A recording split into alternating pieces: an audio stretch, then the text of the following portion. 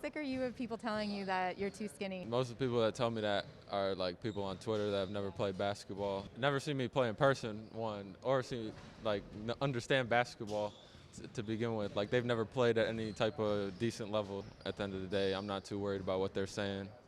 I'm gonna just, do me, keep working on my game, and keep getting better. Chet Holmgren's weight has always been under question, even before he made it to the national spotlight. He was just born a member of the Slim Reaper crew, like your boy the Big Potato. It's just genetics, you feel me? Welcome to Before the Accolades, brought to you by Versace Boy ENT. Chet Thomas Holmgren, born May 1st, 2002, in Minneapolis, Minnesota. It's not soda, it's pap. Chet would begin learning the game of basketball at a young age under his dad, Dave Holmgren, who himself is also a 7-footer and played basketball at the University of Minnesota. Blessed him with good genetics. It ain't just random that Chet's 7 feet. The Holmgrens are a big family, no cap. In 6th grade, Chet would begin attending the prestigious Minnehaha Academy in Minnesota. And by the time he was in 6th grade, Chet was already 6'2". To put it into context for y'all, Chet was Kyrie Irving's height at 12 years old. Oh, that's a big boy, isn't he? Chet would attend Minnehaha Academy for the rest of his basketball career until he went on to college. As a freshman on varsity, Chet Holmgren would start off with something light, average 6.2 points per game and 3 rebounds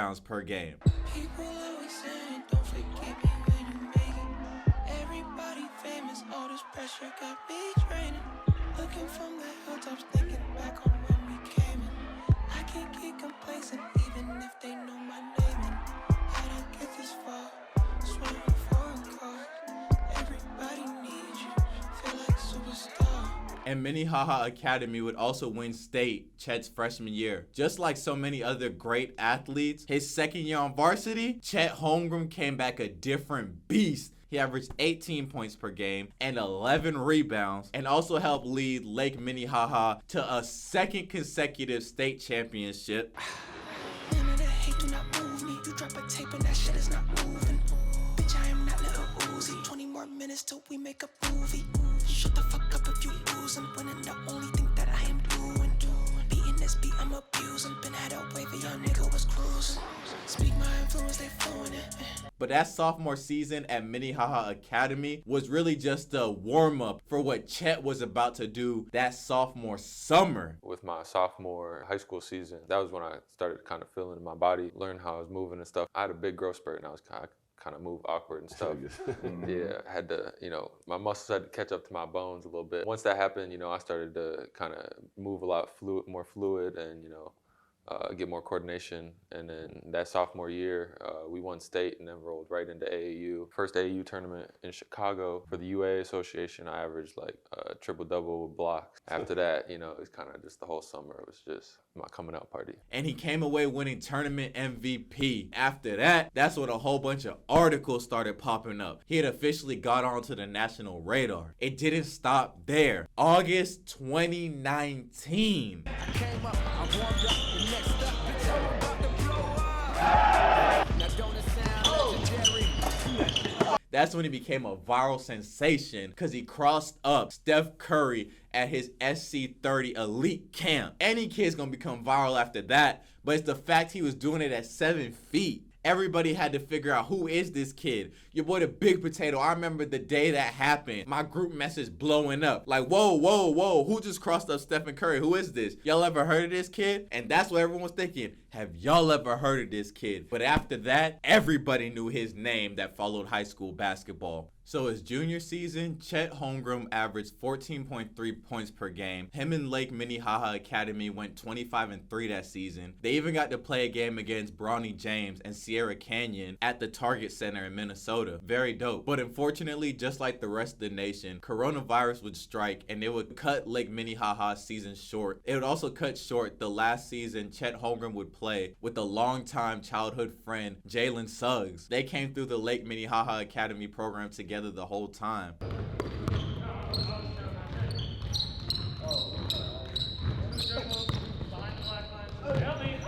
Chet was able to find a lot of success during the coronavirus pandemic. I think COVID was probably the best thing that's happened for my career. Instead of having to travel every weekend and, play 4 or 5 games and then kind of take the week to recover. I was able to, hit the weight room for, 6 days a week. And I was able to do that for pretty much 7 months straight. So, I put on like 15, 16 pounds, and now I think I'm up probably closer to 20 and still counting. So yeah, people tell me, I look a little bigger, and it makes me smile sometimes. Chet had that extra time to bulk up, get stronger, and even though we might not be seeing it, I promise you, he's feeling it and seeing it on his body. He already has the vision and sees himself being in the NBA. So he's not waiting to put in the work. He was like, I'm gonna put that work in now so it pays off dividends, and it did. June 2020, before his senior season started, Chet would become the #1 ranked player in the class of 2021 after Jonathan Kuminga reclassified to the class of 2020. And his senior season was a dominant one. He came back and averaged 21 points per game, 12 rebounds, and led Lake Minnehaha to another state championship. His third in 4 years, probably would have been 4 in 4 years if it wasn't for the coronavirus. And he also won Gatorade National Player of the Year and Mr. Minnesota Basketball Player of the Year. After his senior season concluded, it was time for Chet to make his decision on what college he would be attending. And he had his choice at the pick of the litter. If you're the #1 ranked player in your class, everybody wants you. It's on you to go to where you feel the most wanted. Gonzaga, I know your Minnehaha teammate Jalen Suggs is there this year. He may not be there next year, but I'm sure he's trying to get you to recruit. What's been their message to you?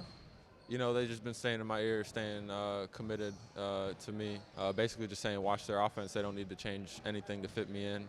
I can basically be plugged in and be effective from, offense to defense in their whole system. So on April 19, 2021, Chet would commit to the University of Gonzaga in Spokane, Washington. So next fall, I'll be a Gonzaga Bulldog.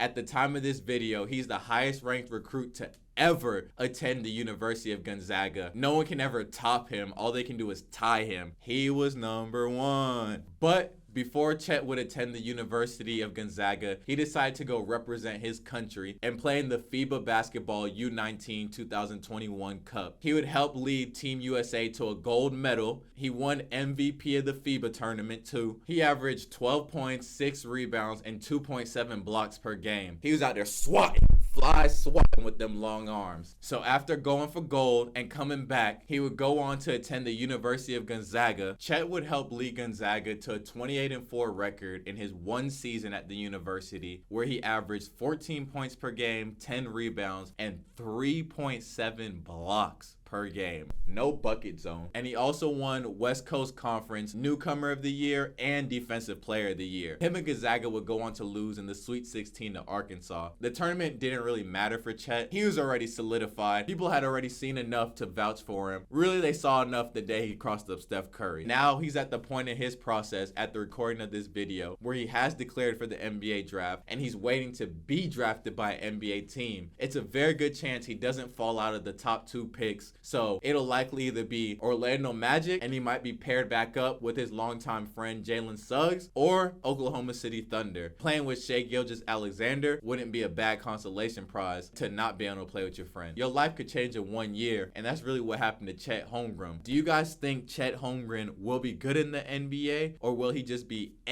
or will he end up being a bust? Let me know who your favorite player in the draft is, and let me know who you'd like to see on the next Before the Accolades. Hit that like, subscribe button for me, please, and I'll see y'all another time. Big Potato at Versace Boy ENT out.